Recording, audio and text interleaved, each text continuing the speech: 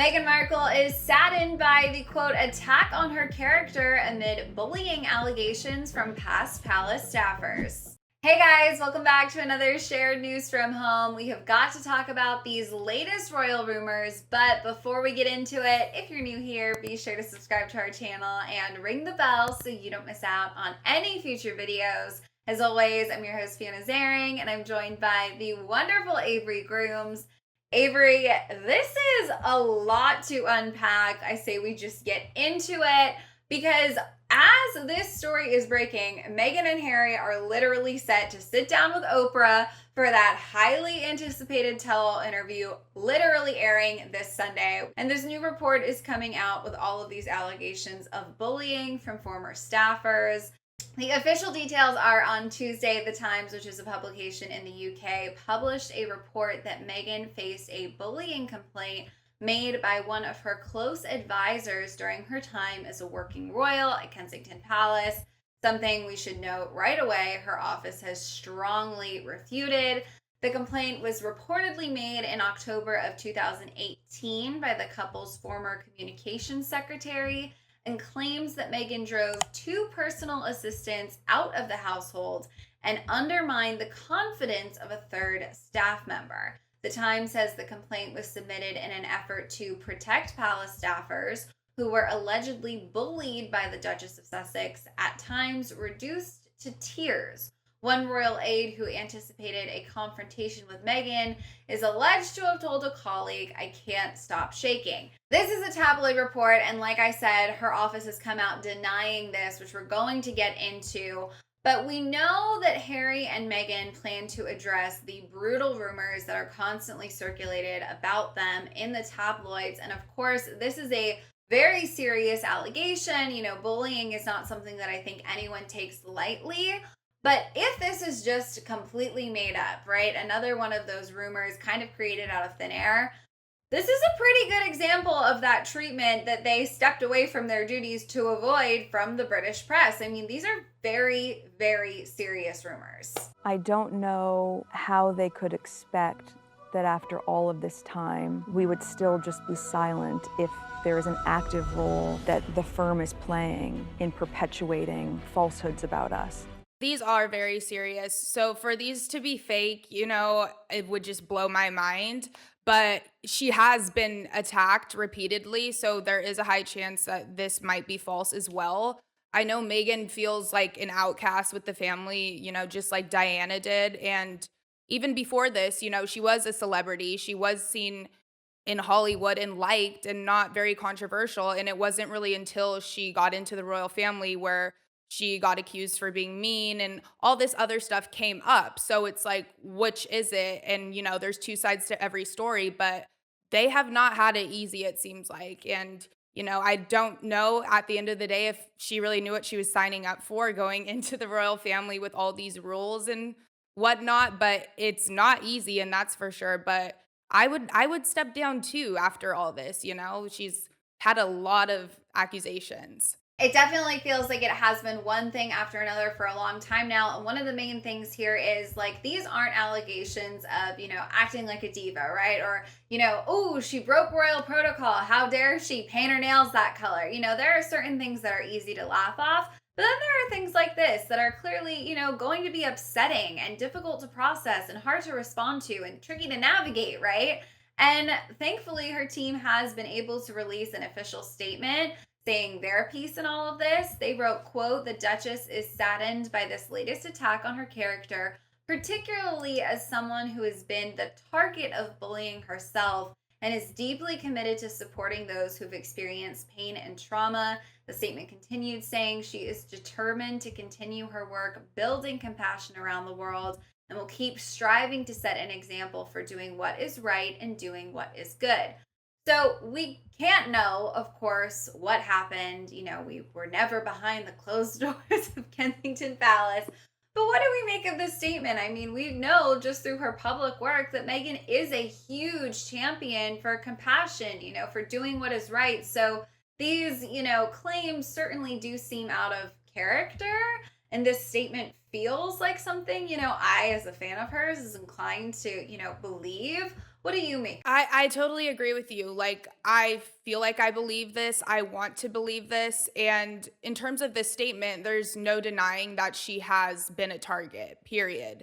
For what reason, we don't know. And that's what the issue is here. That's what we want to know. That's where the tea is going to come in the interview. It's why has she been such a target? What's going on behind the scenes?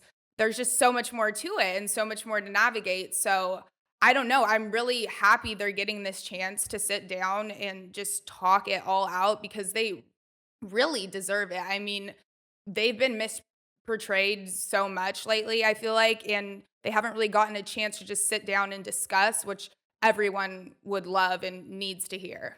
Yeah, I'm totally with you. Their spokesperson actually also issued a secondary response to the Times directly. So, kind of interesting here that they chose to make two statements, not just a blanket statement. They responded to the Times directly saying, let's just call this what it is, a calculated smear campaign based on misleading and harmful misinformation. We are disappointed to see this defamatory portrayal of the Duchess of Sussex given credibility by a media outlet. It's no coincidence that this distorted, several-year-old accusations aimed at undermining the Duchess are being briefed to the British media shortly before she and the Duke are due to speak openly and honestly about their experience of recent years. So they said they're several-year-old accusations. Some of that they could be referencing points back to, of course, those previous tabloid stories, like one report from November in 2018, where the Mail on Sunday, another, British tabloid publication, called her Hurricane Meghan and claimed that she bombarded aides with 5 a.m. emails and texts. Which, of course, at the time, they were working royals. You don't get to respond as directly to tabloid rumors, right? It was sort of like, shake it off, keep that stiff upper lip, and move on. But to me, the tone of this statement clearly reflects their newfound freedom. They can blatantly call things out the way they, couldn't previously. They're not standing for it. And I think that's great. I mean, imagine how many times they probably have wanted to respond this directly and this clearly, and, for whatever reason, couldn't. I totally agree with you. I feel like they've had to tiptoe around so much for so long, especially given all these attacks against her ever since she became the Duchess. So the fact that they have stepped down and now get a voice, like you said, it is like a sense of a newfound freedom, which they absolutely need. Otherwise, they would continue to be silenced and continue to be attacked, and no one will ever know the truth. So this interview is honestly a blessing on both ends just to basically clear the air. But I can't imagine how it feels to like have so much in you and just want to let the people know the truth or whatever, but you're not able to even speak on that. There's just so many rules they have to follow. And like, yes, she did sign up for this, but you don't realize how intense it is and how much comes with it. And people don't always want to do that. People aren't made for that. And I don't think she deserves this at the end of the day. No one really does. So I'm just really happy they get a chance to speak on literally everything. Yeah, I mean, with all of the tabloid attacks that they're receiving now, with all of the attacks that they have received, I feel like this interview is going to be, pivotal, important, whatever word you want to use for so many reasons. But the question that's coming to my mind is like, okay, this is obviously, I'm with them. I think there's no coincidence, right, in the timing of this article coming out. So this is just sort of the precursor to the interview. What happens after they say their piece, after they share their truth? It might ruffle some feathers. I have to imagine that they're going to say some things that people may find tough to hear. So, do we think there's hope, there's light at the end of the tunnel, that they're going to do this interview and perhaps people will back off? Or do we anticipate, some more attacks after this interview comes out? I think it's going to go a little bit of both ways. Given they're doing this interview with like Oprah, one of the best interviewers of all times, it's going to get deep. She's going to ask all the right questions and they're not going to like let anything slide. They're going to clear all of the air because they finally get a chance to speak. So I'm sure it's going to be lengthy. I'm sure it's going to be deep. I'm sure it's going to be filled with surprises, but also a lot of perspective. So at the end of the day, people are going to have a problem with whatever that perspective is, but at least they can like run free after this and get what they needed to say off their chest. because at the end of the day, now they can at least breathe and they don't have all these secrets or baggage to carry because, they actually sat down and cleared the air.